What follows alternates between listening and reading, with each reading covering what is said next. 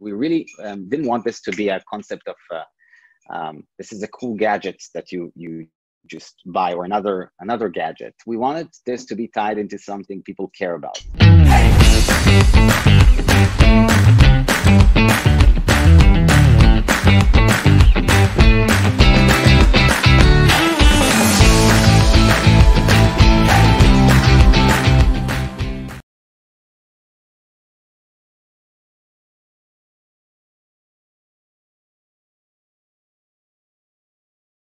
Danielle, thank you so much for joining me on 20-Minute Leaders.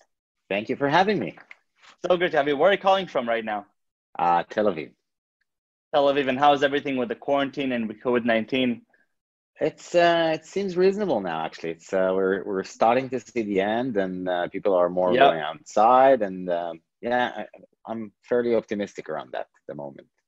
Fantastic. So this interview is going to be published in a few weeks. So I'm always curious to see how the state of during the interview time, and then what actually happens once it's published. So let's hope that everything is open by then and everything's wonderful. And Danielle, you're working on one of the coolest companies that I know, and that's because I'm a fitness and health sort of fanatic myself. I used to be so passionate about what I put in my body and how I treat myself. And now with the quarantine, I've been indulging in a little bit more pizza than I should. All of us. Danielle, before we get into Lumen, give me a brief rundown of everything you've done up to now, because you're a seasoned entrepreneur. You've had a lot of experience before coming to Lumen, and then let's dive into this incredible device that you've created. Okay. So I'll try to be brief around that. So I've been an entrepreneur for the past 16 years. So Lumen is our third company. I'll talk about my founders in a second. But kind of my professional life, this is almost all I did. Before that, Boy Scouts, a kid in the Boy Scouts, a lot of people interaction and so forth. And then the Navy as a Navy officer. Wow. So that's, I think, kind of gave me a certain skill sets to, let's say, work pretty well with people. Yeah. But nothing professional really to dive into. And I think I became a good learner around that. Sure. Those periods of time. But that's it. So my journey began very naively in 2005. I sat next to the first day of school in university in IDC in Herzliya. I sat next to my founder today, my partner for a lot of time. We sat next to each other. His name is Dror, and very naively we started talking about doing something on the internet, and we built something. We built a product. We found our missing link, the technical guy who was our CTO in all companies and still is, Avi. And we built kind of a search engine to a very visual one that helps people kind of browse through the top websites in every category. That was a first initiative. We made every mistake possible in the book. We built a product, never launched it for 2.5 years. Wow. Always tweaking it and improving it. No one ever experienced that. And then we launched it at TechCrunch 50. And at the time we launched it, we decided that no one will actually use that engine. There is a better one out there. And we killed it and immediately start pitching something else, basically. In the second day of the conference, we started pitching something completely different. And that thing was a tool for websites and publishers to integrate apps and services into their platforms. So, and that was our second company, basically. That was Wibia. And Wibia was kind of a fairy tale story. 2.5 years, raised about $2.5 million. Eventually sold it to another Israeli company called Conduit. And stayed there for 2.5 years. And then the three of us left and started basically 3 months later, started working on Lumen. So Daniel, you actually went with your two co-founders throughout this whole entrepreneurial journey for 15 years, which is also, it's not that common. A lot of, so I actually saw that from the top reasons why companies fail, one of the top reasons is that founders have a dispute at some point and they part ways. But you have an experience here. Do you think that's sort of like the fact that you were all in the army, not necessarily together, but you all went through this camaraderie experience and you learn what it takes to work with people, even if you don't necessarily see eye to eye on everything? I'm not sure it's the army. I think it's the type of personas you work with, and not necessarily the army. Yes, the army gets maybe gives you some skills around that, but you can take it from a lot of places, and it's mainly the people you choose to work with. And to be honest, it's a process, right? We all of us had a lot of ego on the table when we started working together, and everything was much, much harder. And yes, we're fortunate to continue together. But for Lumen, what we did was even more dangerous. It's basically, Lumen was incubated in my house. So my spouse, Michal, and her twin sister, Merav, it's basically their baby. So they are the science, nutrition, physiology, everything smart behind what we do. I fell in love with the concept of measuring and understanding something that really happens in my body that potentially will have an impact on the way I train, on the food I eat, and on my health in the future. And I was fascinated by that. And I'm fortunate to have a very good teacher every evening on the couch explaining to me the science, how the physiology works and everything. And somehow, I don't know how, I got my co-founders, Lo and Avi, to join into this journey. I know how. I sold them a very big lie, in a sense. I told them, this, and it's going to be a breeze. It's hardware, but we get the sensors, we get design, we do a Kickstarter. After a year, we have a product out there. That was 2014. And it only took us 6 years to get the product out eventually, but we did. I love it. That was. I love that story. So where is Lumen right now? So May 2020, what's happening with Lumen? So Lumen started in 2014, but actually, in a way, Lumen is really starting now. We launched a product to our backers who backed us on Indiegogo. 10,000 of them in 2018. Yeah, 10,000 of them in kind of mid-late 2018.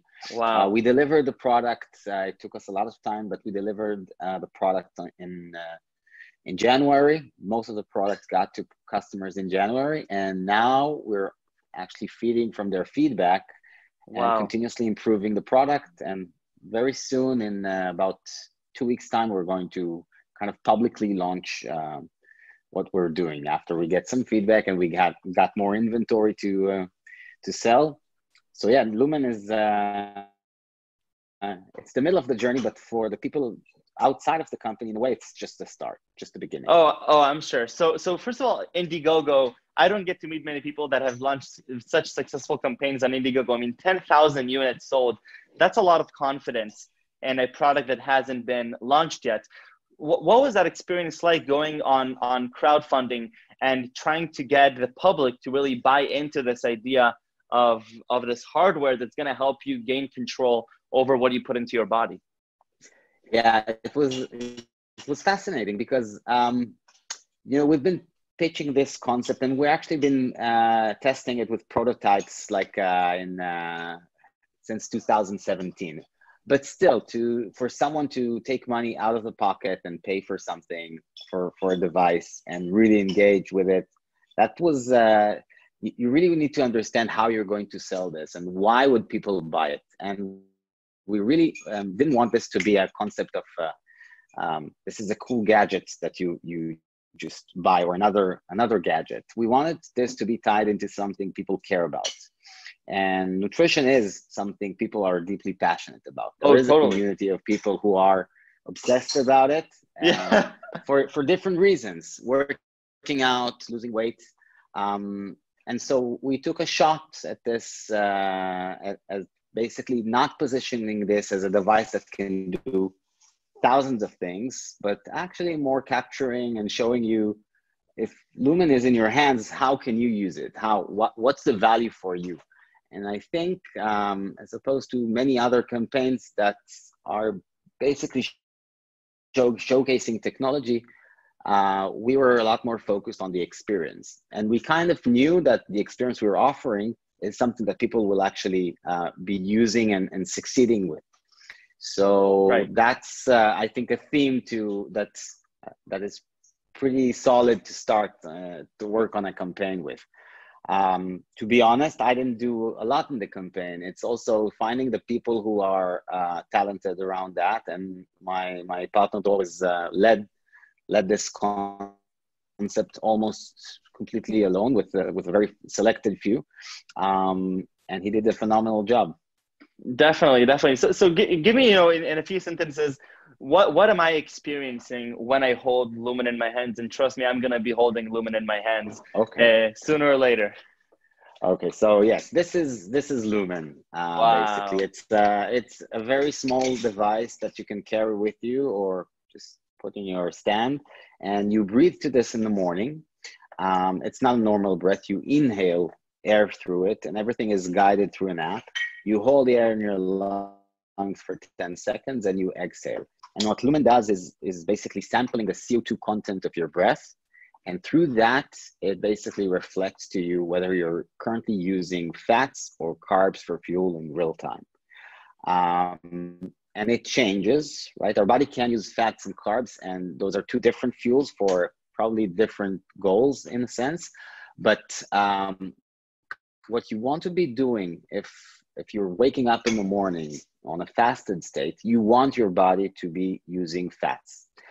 Because nighttime is the time for the body to transition to fat burn, in a sense. So that's the first moment in the day that you can get a sense of control of really what's happening. What happened yesterday? Have you been eating too much? You ate too late? You drank alcohol in the evening? Stress, sleep deprivation, all of those are preventing you basically from getting into from getting into fat burn in the morning. But then what do I do with this information? So let's say I get this information. Okay, yeah, fine. So I'm burning carbs. I'm not burning fat. What do I do now? So what Lumen provides you with is kind of actionable insights on what you should be doing. So you get a nutrition plan for today, what you should be eating. You should follow that. It's insightful around workouts, and it's insightful around how much carbs, proteins, and fats you should have. And it actually gradually becomes more and more actionable. The way we design the product. And once you follow that, you'll measure again the next morning and you start seeing the change. So it teaches you in a way, there is a learning experience in that journey of self-exploration, and it teaches you what works for you, which not necessarily will be the thing that will work for someone else. So, and how quickly will I see this change? And how quickly will I see the progress that I'm making towards let's say my goal is to burn more fat. So how quickly will I notice this change? It's,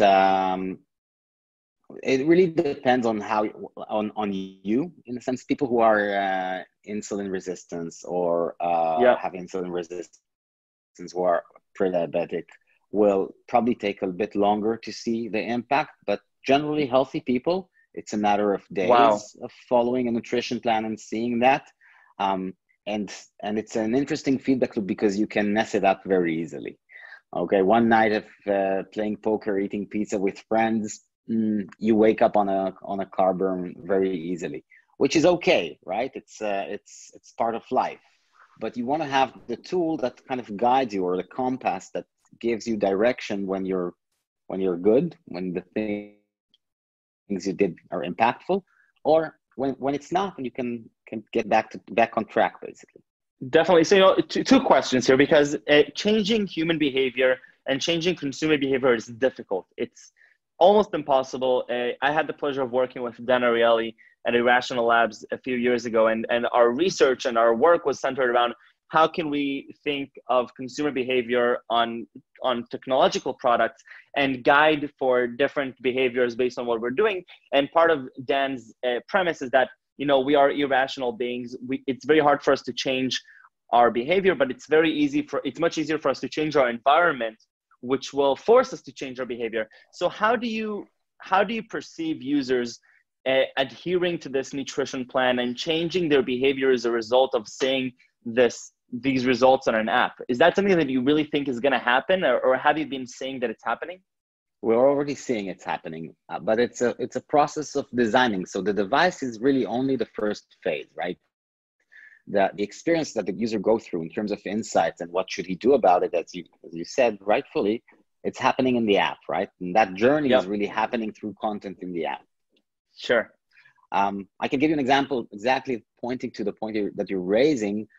When we launched this or gave it to beta users in the early batches, we told them you can measure in the morning and before lunch and after lunch, before workout, after workout. We gave them tons of opportunities to measure and understand stuff. And it was a bit overwhelming to them.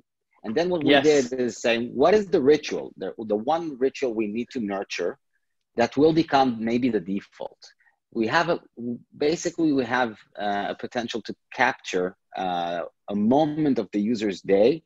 When is that going to be? And how much value we can focus on that moment. And that moment is morning time. We find that morning time at fasting, there is something, it's a mindful moment that you can take for yourself, and people can get used to it, basically like brushing their teeth, right? Behavioral change is hard, but people are relatively okay with brushing their teeth, I hope. And so I think wellness rituals have a potential to make an impact and to become habits if there is a feedback loop, right? It's easier to some extent if you can measure something that gives you a reflection of what's happening and where you're heading. Oh no, totally. And so that, and I think that goes back to a lot of research by Nir Eyal on habit formation and atomic habits that I read recently about how do you do these incremental steps. And one of the most important parts of habit formation really is this idea that you have this quick feedback loop, and you can see this, very incremental small progress every day, because a lot of people who are, let's say, are trying to lose weight, which I guess is a very common use case for people who want to use Lumen, if they don't see their weight drop within a day or two, it becomes very hard to continue this ritual. But if you can guide them on a daily basis of, okay, you've now transitioned a little bit more towards the fat burning zone, that makes sense as something that could be very beneficial. Yeah, that's true. And I can say that in the past 6 years, we struggled a lot about weight loss in general, right? Because what happens when weight loss, when you succeed? Let's say it works and you lose a couple of pounds, and so why will you use Lumen in a sense? And that's and what's the value of that ritual? So what we focus on is really about metabolic flexibility and metabolic health. And this is a constant evolution of your body. Our metabolism changes on a daily basis, but also really like being in shape and out of shape, right? If you run every day, you're in shape. If you stop running for a week, you're a bit out of shape. You're not completely out of shape, but you're trailing into this. The same happens with our metabolic flexibility or our metabolic health, our ability to use carbs or fats as fuel as they're available or not available. Fats from our own stores. And that is something that never dies in a way. That's something that you can constantly improve. And the nutrition journey people take upon themselves is one that is dynamically changing. They start to work out. Their metabolism changes. They fly. Now no one flies, but they fly and they get jet lag, right? They go on a vacation. So in a sense, that's how we see the future. Even if people come to lose weight, what we get them hooked on eventually is metabolic health, which is something sustainable. I love it. Okay, so the second it comes on Amazon or wherever you're selling it, please let me know so I can be one of the first people to purchase it. It sounds incredible, and as a person who I'm very dedicated to my health and working out and doing a lot of these research on my own, it's definitely something that we need, and it's something that I would find so useful, because that unknown and that feeling of control that you don't really feel like you have over your body throughout your life, I think that's something that's really, really wonderful. Daniel, before we go, and I can't believe 20 minutes are almost over because I have so many questions, I want to ask you the most important question. 3 words that you would best describe yourself, or that one of your co-founders would describe you as. So I'll be honest, I thought about it because that's a tough question. I think it's a good one though. It's the hardest Uh, question. it's the hardest question.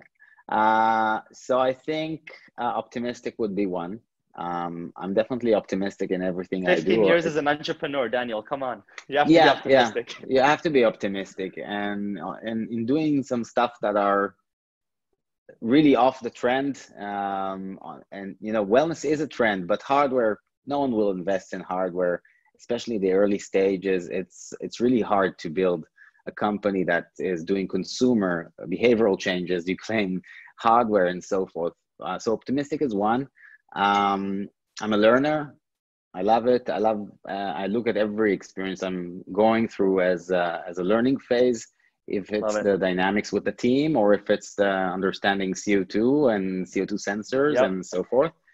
And the last one is a leader, but it's an aspiration. So I aspire to be a good leader, but not good leader for the community, good leader for my team in a sense. So this is my focus, and I hope I'm on a trajectory to do a good job there.